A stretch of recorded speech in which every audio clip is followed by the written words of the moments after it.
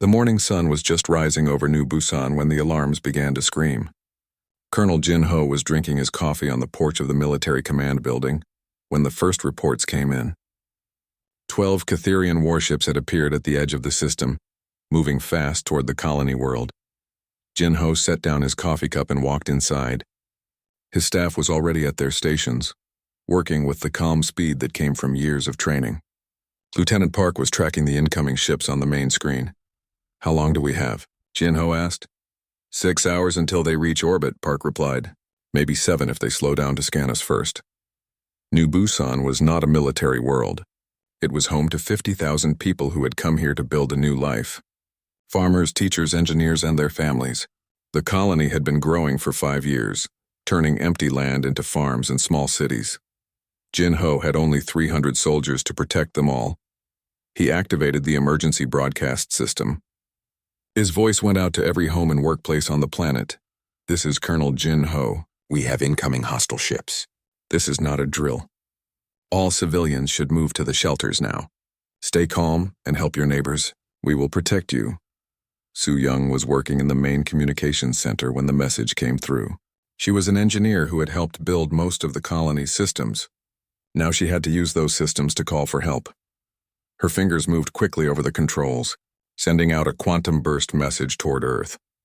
The message would take weeks to arrive, but it was the only way to tell their home world what was happening.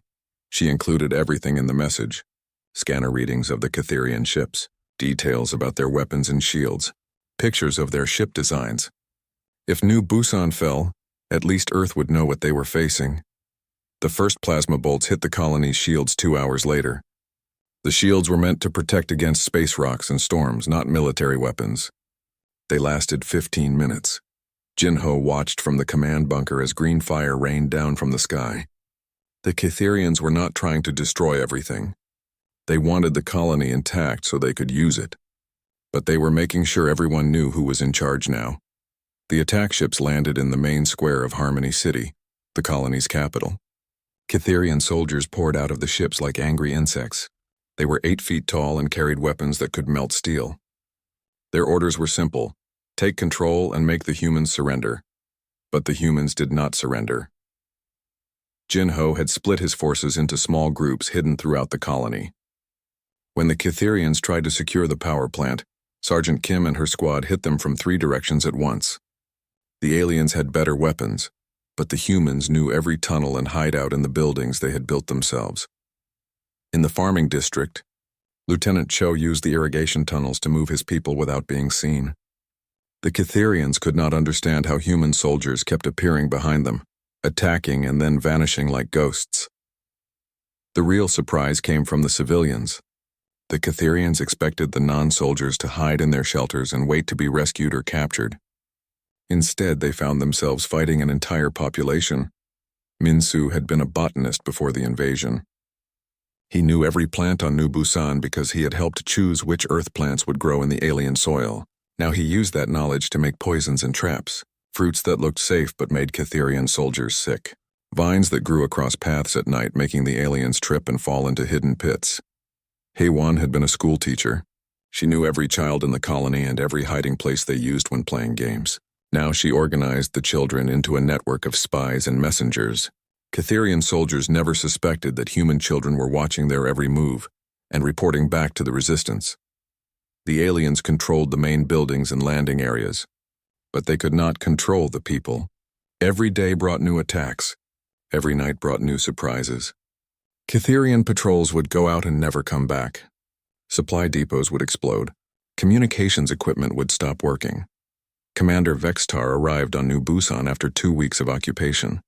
He expected to find a peaceful colony under firm control. Instead, he found an army base under siege. "How many humans are fighting us?" he asked General Kor. "We are not sure," Kor admitted. "Our scans show only 300 soldiers, but the attacks come from everywhere. The civilians fight like trained warriors." "Civilians do not fight," Vextar said. "They surrender, or they die." "Human civilians do not surrender," said Captain Jack, who had been leading the occupation forces. "They attack us with farming tools and homemade bombs. Yesterday, a group of younglings no bigger than this." He held his hands apart to show the size of human children. destroyed one of our communication arrays.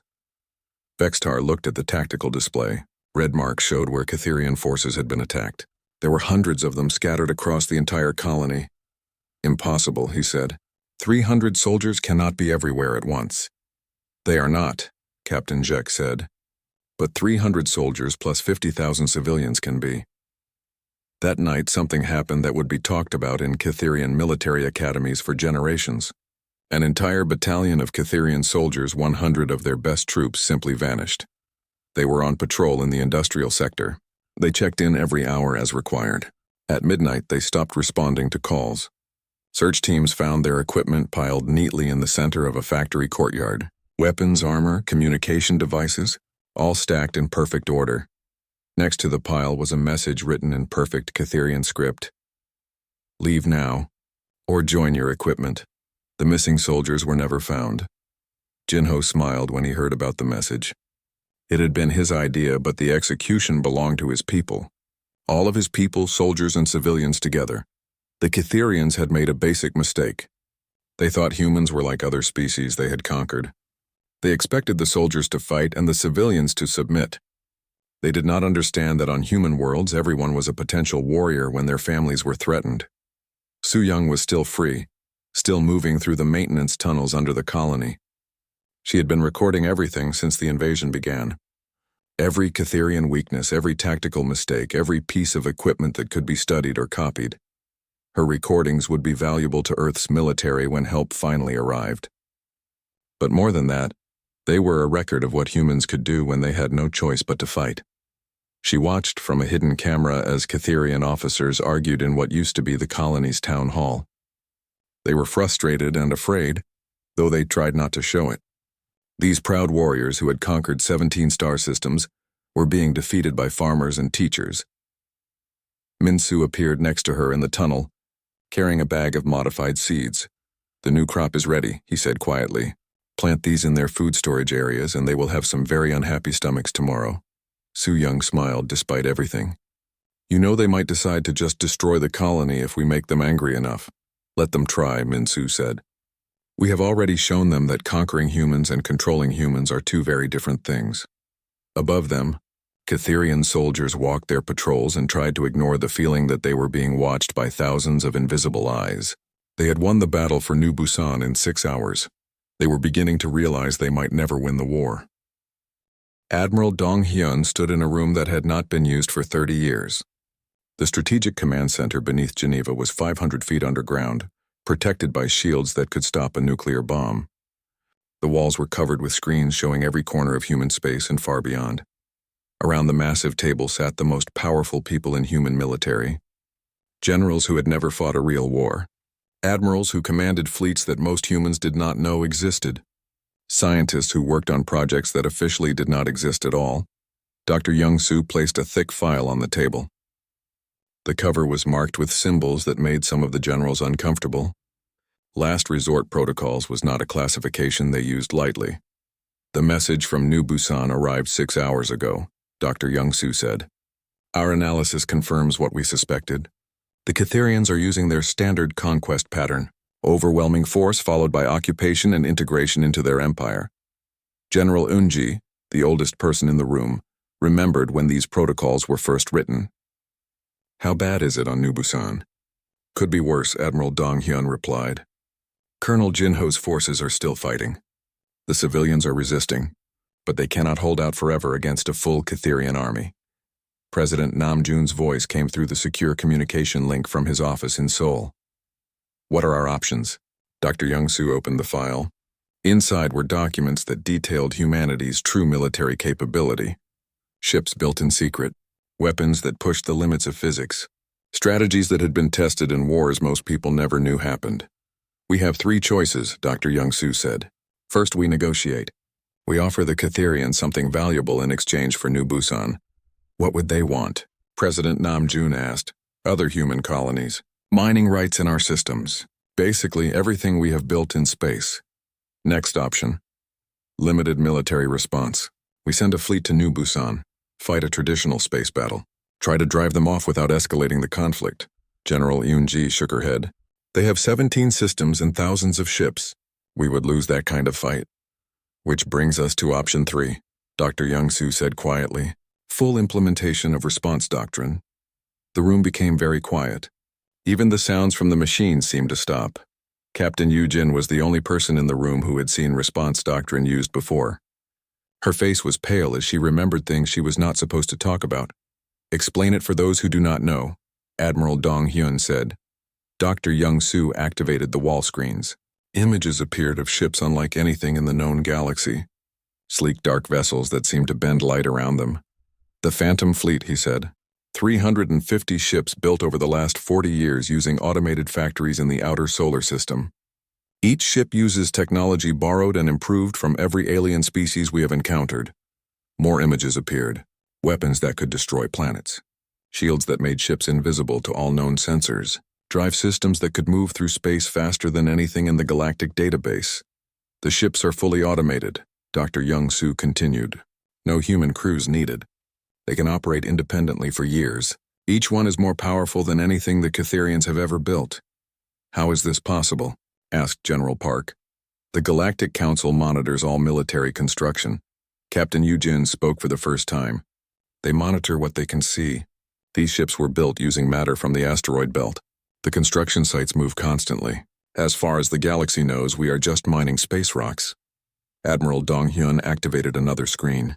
This one showed files marked with dates going back 60 years. The Silent Wars, he said. 6 different conflicts with aggressive alien species.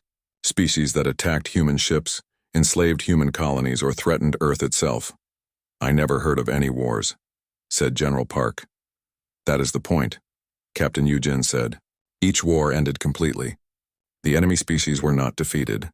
They were eliminated. Entirely. No survivors, no records, no trace that they ever existed.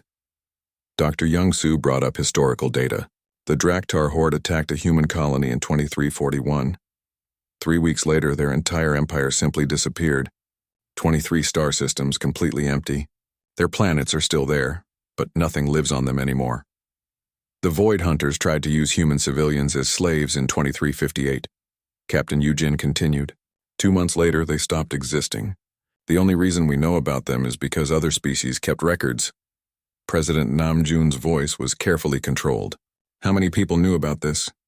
The minimum necessary, Admiral Dong-hyun replied. Each operation was classified above top secret. Even most military commanders did not know. And now? Now the Catherians have forced our hand. They attacked civilians. They occupied a human world. Under response doctrine, they have chosen total war. Dr. Young-Soo showed intelligence reports from across the galaxy. 3 more species are planning to join the Catherians. The Zealoth Confederacy, the Iron Brotherhood, and the Savage Clans. They see our defeat at New Busan as proof that humans are weak. They will learn otherwise, General Yoonji said grimly. Captain Yujin stood up and walked to the main display. Response doctrine is not about winning battles. It is about ending wars so completely that no one ever wants to start another one. Explain. When we fight, we do not fight to defeat our enemies. We fight to make sure they can never threaten anyone again. Ever. The goal is not victory. The goal is to make war itself impossible for the aggressor. Admiral Dong-hyun pulled up tactical plans that made the room's computers work harder just to display them. Operation Reckoning. The Phantom Fleet will hit every major Catherian system simultaneously, not just military targets. Infrastructure, communication networks, industrial facilities, government centers. What about civilian casualties? General Park asked. Minimal, Dr. Young-Soo replied. Our weapons are precise. We can destroy a military base and leave the hospital next door untouched. But the Catherian Empire as a functioning state will cease to exist. President Namjoon was quiet for a long time. When he spoke, his voice carried the weight of history. And the other species planning to join them. They will be given one chance to withdraw, Admiral Dong-hyun said. If they choose to proceed with their attacks on human worlds, they will be included in the operation. How long would it take? Captain Yujin had run the simulations many times. 3 days to position the fleet. 6 hours to execute. The Catherian Empire will fall in less than a week. And after, the galaxy will remember, Dr. Young-Soo said simply. Just like they remember the others who thought humans were easy targets. The vote was unanimous. Operation Reckoning was approved. As the meeting ended, General Yoon-ji approached Captain Yu-jin. Any regrets about the previous operations? Yu-jin looked at the star charts showing the locations of extinct civilizations. Only that we had to do them at all. We tried to avoid this. We offered peace, trade, cooperation. The Catherians chose war, and now they will learn what humans become when peace is no longer an option. Admiral Dong-hyun sent the activation codes to the Phantom Fleet.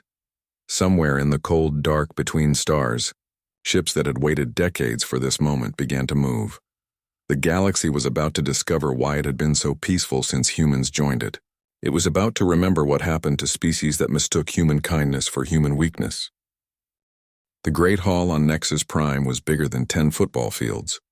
Hundreds of alien beings filled the space, their voices creating a noise like angry thunder. Ambassador Hyun-woo sat at the human table, his dark suit looking simple next to the bright colors and strange shapes around him. The Galactic Council met only when something big was happening. Today, that something was war. Hyun-woo watched as Supreme Commander Vextar stood up. The Catherian was 8 feet tall with green scales that caught the light. His red eyes looked at the human section with what could only be called hate. "The humans grow too bold," Vextar said, his voice carrying across the hall without any machine to help it. "They take worlds that do not belong to them. They build colonies where warriors should rule." Dr. Sojin, sitting next to Hyun-woo, kept her face calm. She had spent 15 years learning about alien cultures. She knew that showing fear now would be seen as weakness by half the species in the room. "We have legal claims to those worlds," she said when the translation finished. "Our colonies follow all council laws. We harm no one." Vextar laughed, a sound like breaking glass. "Your laws. Your peace. You humans think words can stop armies." Other voices joined in. The Catherian Empire had many friends among the warrior races. They saw humans as soft traders who bought what they should take by force. But not everyone agreed. Near the back of the hall, an ancient being made of living crystal slowly stood up. Ambassador Morgan was older than human history. When he spoke, even the loudest voices became quiet. "Young ones should listen to their elders," Morgan said. His words came out like music, each note clear and strange. "I have seen what happens when humans are pushed too far." "Stories," Vextar said, but his voice was not as sure as before. "Old fears from a time before we knew humans were weak." Morgan's crystal body flashed with colors that had no names. "The Draktar horde thought humans were weak. Where are they now? The Void Hunters thought humans were easy prey. Who remembers their empire?" The hall became very quiet. Most of the younger races had never heard these names, but some of the older beings shifted in their seats. They remembered stories told in whispers about wars that ended with entire species simply gone. Hyun-woo stood up slowly. His movement was calm, like someone who had nothing to prove. This made some of the warriors nervous in ways they did not understand. "We came here to talk about trade routes and colony rights," he said. "We want to share the galaxy in peace. Our colonies have schools and hospitals. We teach our children to build, not destroy." "Weak words," Vextar said, but he was watching Hyun-woo more carefully now. "Your children learn to count coins while ours learn to fight." "That is true," Hyun-woo said. "We would rather build than fight. We would rather trade than take. But this does not mean we cannot do other things when we must." Dr. Sojin opened her datapad and showed pictures of human colonies. Green worlds with farms and cities, children playing in parks, families working together to build new homes on distant planets. "This is what we choose to do with our time," she said. "We make dead worlds into living ones. We turn empty space into homes. But we are still human." "And what does that mean?" asked Counselor Thex, a small blue being whose species was known for asking hard questions. Hyun-woo was quiet for a long moment. When he spoke, his voice was still calm, but something in it made the temperature in the hall seem to drop. "It means we remember our history. We remember what we had to become to survive when Earth was alone, and we thought monsters might come from the stars. We hoped we would never need those skills again." "We still hope that." The Catherian delegation was talking among themselves now. Vextar was clearly angry that the other races were not supporting him as much as he expected. "You threaten us?" Vextar asked. "No," Hyun-woo said. "We warn you." "There is a difference." Morgan spoke again, his crystal voice cutting through the noise. "I was there when the silent wars ended. I saw what remained of those who thought humans could be easily beaten. Nothing remained. Fairy tales, said General Kor, Vextar's second in command. Stories to scare children. But Ambassador Zeltar of the Hegemony was looking at old files on his personal device. His green face had turned a sick yellow color. The database shows gaps, large gaps where species used to be listed. The dates match what the crystal being says. Vextar's red eyes grew brighter with anger. I do not care about old wars and dead species. The Catherian Empire is strong. We have never lost a battle. You have never fought humans, Morgan said simply. The debate went on for hours. Maps were shown. Claims were argued. Laws were quoted. But in the end, the warrior races voted with Vextar. The Catherian Empire would take 3 human worlds by force. They would show the galaxy that humans were no different from any other weak species that hid behind laws and words. As the session ended, Hyun-woo stood one more time. The hall was almost empty now, but his words carried to every corner. We will not give up our people or our worlds, he said. We will defend them. We hope you will change your minds before it is too late. Vextar laughed as he walked away. Too late for you, human. In 1 month, your colonies will belong to the Empire. Dr. Sojin gathered her papers with shaking hands. Was that wise? She asked quietly. The warning, I mean. Hyun-woo watched the alien delegates leave. Some looked worried. Others looked excited for the coming war. A few looked afraid, though they tried to hide it. We owed them the truth, he said. What they do with it is their choice. As they left the great hall, Morgan approached them, the ancient crystal being moved without making any sound. You gave them every chance, he said to Hyun-woo. More chances than the others got. We always do, Hyun-woo replied. We hope they will be smart enough to listen. And when they are not? Hyun-woo looked up at the stars through the hall's clear roof. Somewhere out there, human families were sleeping safely in their homes, not knowing that war was coming for them. Then they learn why the galaxy has been peaceful since humans joined it, he said. They learn why the monsters stopped coming from the dark between stars. Morgan's crystal body flashed once with deep red light. In his long life, he had seen many wars begin, but he had never seen one where he felt sorry for the ones who started it. The Catherian Empire had made their choice. Soon they would learn what it meant to make humans choose war instead of peace. 6 months after liberation, New Busan looked nothing like the war-torn colony it had been. Ambassador Hyun-woo walked through streets filled with beings from across the galaxy. Humans worked alongside former enemies, building something that had never existed before. The colony had become more than it was.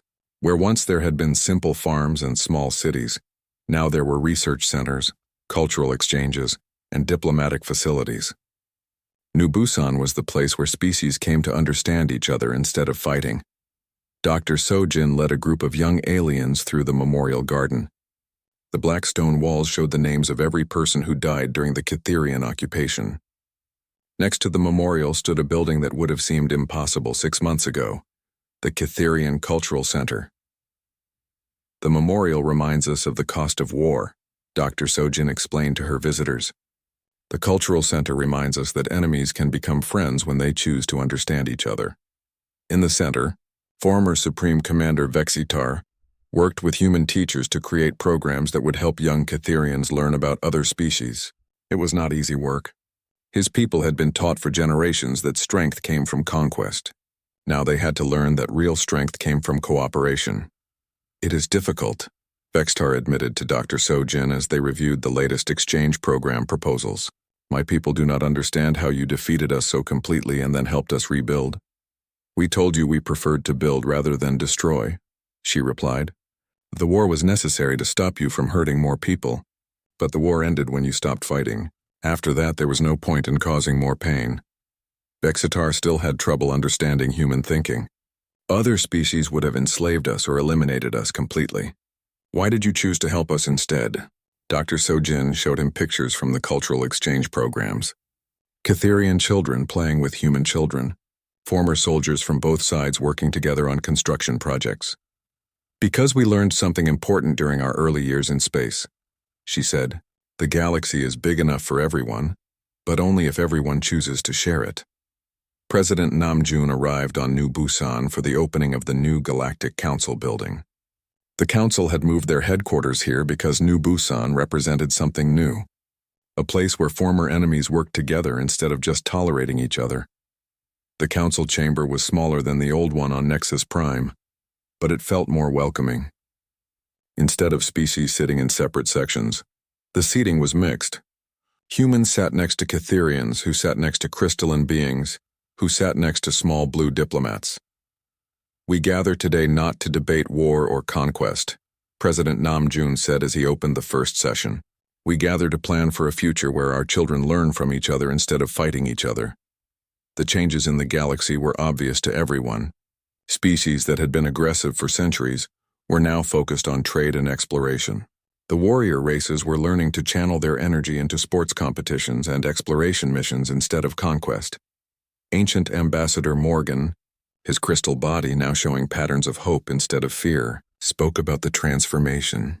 "In my long life, I have seen the galaxy go through many changes," he said, "but I have never seen change this complete. The humans showed us that true strength includes knowing when not to use it." The most dramatic change was in the Galactic database. Where once there had been warnings about dangerous species and forbidden zones, now there were listings for cultural exchange programs and joint research projects. The entry for humans had been completely rewritten. Gone was the old classification as peaceful traders. The new entry was more honest. Species, humans. Classification, peaceful builders and explorers. Military capability, absolute. Recommendation, cooperation is highly advised. Under no circumstances should any species force humanity to choose war over peace. But the real changes were happening in the smaller moments. In the school where Young Hee played with her friends from 6 different worlds. In the research lab where human and Catherian scientists worked together to develop new farming techniques. In the hospital where doctors from dozen species shared their knowledge to heal anyone who needed help. Su Young had become the colony's director of interspecies cooperation. Her experience during the occupation, when she had learned to understand Catherian behavior while staying hidden, made her perfect for the job. "The most important thing we learn," she told new arrivals to New Busan, "is that every species has something valuable to offer. The Catherians taught us about military organization and loyalty. We taught them about building communities and sharing resources. Former General Kor, now working as a security coordinator, had become friends with Colonel Jin Ho. They often sat together in the evenings, talking about the war and what it had taught them. We thought you were weak because you did not boast about your weapons," Kor said one evening as they watched the sunset over the rebuilt city. "We did not understand that you were strong enough not to need to boast." Jin Ho nodded. "We learned a long time ago that the best fight is the one you never have to have. But we also learned that sometimes fighting is the only way to protect the people you care about. And after the fighting? After the fighting, you help everyone heal, including your former enemies. The transformation was not complete everywhere. Some species still chose isolation over cooperation. Some individuals still believed that strength came from dominating others, but they were becoming fewer each year. The galaxy had learned a lesson that would shape its future for generations. Humanity had shown that true power was not the ability to destroy, but the wisdom to know when destruction was necessary and when it was not. In the main square of New Busan, a statue showed 2 figures shaking hands. One was clearly human. The other was designed to represent all the other species in the galaxy. The inscription at the base was written in every known language. "Strength is not the ability to hurt others. Strength is the ability to protect others and help them grow." As the first year of the new peace ended, Ambassador Hyunwoo stood in the same spot where Catherian troops had first landed. Now it was a park where children from many worlds played together while their parents worked on projects that would benefit everyone. Young Hee ran up to him, holding hands with her best friends, a small Catherian girl named Zekra, and a crystalline child whose name sounded like music when spoken correctly. "Ambassador Hyunwoo," Young Hee called out. "We are building a spaceship for our school project. It is going to visit all the worlds where our friends live." Hyunwoo smiled as he watched the children run back to their play. This was what humanity had been fighting for all along. Not victory in war, but the chance for all species to build a future together. The galaxy was vast and full of wonders. Now, for the first time in recorded history, all its children would have the chance to explore those wonders together in peace. And if anyone ever threatened that peace again, they would learn what the Catherians had learned. Humanity would do whatever was necessary to protect the future they had all chosen to build together. The stars shone peacefully over New Busan, and the galaxy slept safely under the protection of those who had learned to be strong enough to choose peace over war. Fleet Admiral Bo-Ram stood on the bridge of the Indomitable, watching 17 star systems appear on the tactical display. Each system showed Cytherian military installations, government centers, and industrial complexes. In 6 hours, all of them would be nothing but space dust. The Phantom Fleet had moved into position without being detected. Ships that had been hidden for decades now surrounded the entire Cytherian Empire. The enemy had no idea what was coming. "All units report ready," said Commander Taemin from his position at the Fleet Coordination Station. His squadron of 12 ships hung in space outside Cytheria Prime, the Empire's capital world. Each ship was invisible to Cytherian sensors, waiting like ghosts for the order to attack. Bo-Ram looked at the countdown timer. 3 minutes until Operation Reckoning began. "Open a channel to all Cytherian military frequencies," she ordered. The communication went out across the Empire. On every ship, every base, every command center, the message played in perfect Cytherian language. "This is Fleet Admiral Bo-Ram of the United Earth Defense Force. You have attacked human civilians and occupied a human world. We warned you this would not be tolerated. You chose not to listen. Your empire ends today. Any Cytherian ship that surrenders immediately will be spared. You have 60 seconds to decide." Supreme Commander Vextar was in his command center on Cytheria Prime when the message arrived. He laughed when he heard it. "Find where that signal came from," he ordered his communications officer. "One human ship thinks it can threaten the entire empire." "Sir," the officer said, his voice shaking, "the signal is coming from everywhere, all around us, but our sensors show nothing." Vextar stopped laughing. The countdown reached 0. At Cytheria Prime, Commander Taemin's squadron materialized out of nothing. One moment, the space around the planet was empty. The next moment, 12 ships hung there like dark angels of death. The Cytherian home fleet was the pride of the Empire. 50 massive warships with weapons that could crack planets. They opened fire immediately, sending streams of plasma and missile barrages at the human ships. The attacks passed through empty space. The human ships flickered in and out of normal reality, appearing just long enough to fire their own weapons before vanishing again. Taemin watched as Cytherian ships exploded in perfect silence. Human weapons did not just destroy their targets, they unmade them, breaking the molecular bonds that held matter together. Where proud warships had been, only expanding clouds of basic atoms remained. "Phase displacement working perfectly," reported his weapons officer. "Enemy cannot target what they cannot see." The same scene played out in 17 systems.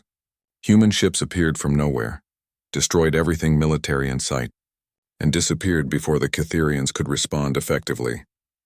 On New Busan, Lieutenant Colonel Jae-hyun led the liberation forces as they dropped from orbit. Each soldier wore powered armor that made them look like mechanical demons. They moved faster than anything the Cytherians had seen, hit harder than seemed possible, and seemed to know exactly where every enemy position was located. Colonel Jin-ho and his surviving defenders came out of hiding to guide the assault. The reunion between the resistance fighters and the rescue forces was brief but emotional. There would be time for celebration later. Now there was work to do. Soo-young met Jae-hyun at the communications center she had been defending for 3 weeks. "Welcome to New Busan," she said with a tired smile. "I have a full record of everything the Cytherians did here. Their tactics, their weaknesses, their technology. Thought you might want to see it." Jae-hyun looked at the data files she handed him. Weeks of detailed observations made by civilians who had never been trained as spies but had learned quickly. "This is incredible work," he said. "Command will want to study all of this." "The Cytherians never understood," Soo-young said. "They thought we were just farmers and teachers." "They never realized that farmers know how to work together, and teachers know how to learn fast." The liberation of New Busan took 6 hours, the same amount of time it had taken the Cytherians to conquer it. But this time, when the fighting ended, the occupying forces were gone completely. In space above the planet, Captain Saiwoo coordinated the orbital assault. His ships targeted Cytherian positions with weapons that could remove a building, while leaving the one next to it untouched. "Precision fire only," he ordered his gunners. "Civilian areas are off limits. We are liberators, not conquerors." The difference was clear. When Cytherians attacked, they destroyed everything and rebuilt it their way. When humans fought back, they removed only the threat and left everything else alone. On Kytheria Prime, Supreme Commander Vextar watched his empire die in real time. Reports came in from every system. Military bases gone, fleets destroyed, government centers empty. But the strangest part was what the humans did not destroy. Civilian cities were untouched. Hospitals and schools still functioned. Food distribution centers continued to operate. "They are taking out our ability to fight," reported his intelligence officer. "But they are leaving our people alive." "Impossible," Vextar said. "No one can be that precise in a full-scale war." Engineer Corps Commander Mi Young proved him wrong. Her teams landed on Kytherian military worlds and began studying captured technology. Within hours, they had figured out how Kytherian weapons worked and how to improve them. "Interesting design," Mi Young said as she examined a Kytherian plasma cannon. "Powerful but inefficient. We can boost the output by 30% just by changing the focusing crystals." Her engineers did not just copy alien technology. They made it better. Kytherian weapons and shields, improved with human innovation, were soon being used against their original creators. The three allied species that had planned to support the Kytherians watched the destruction with growing horror. The Zeloth Confederacy sent an immediate surrender message. The Iron Brotherhood abandoned their invasion plans and fled to neutral space. The Savage clans simply stopped responding to all communications, hoping the humans would not notice them. General Kor, Vextar's second-in-command, stood in the ruins of the Empire's main communication center. "Sir," he said quietly, "we need to surrender. The Empire is finished." Vextar looked at the tactical display.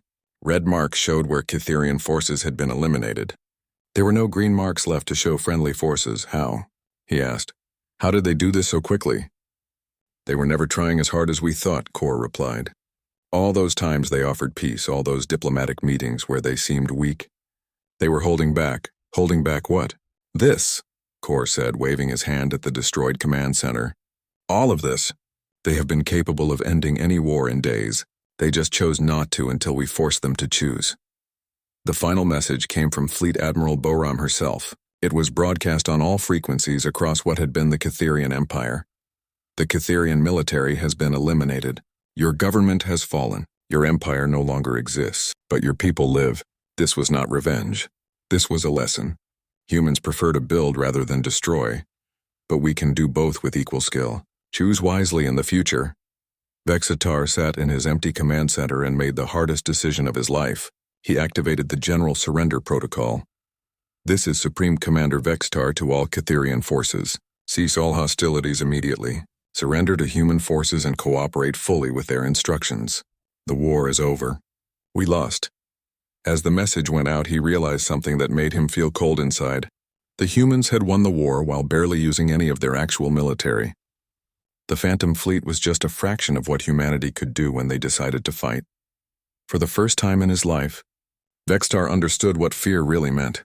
The galaxy had just learned that human peace was not weakness. It was mercy. And mercy, like all gifts, could be taken away.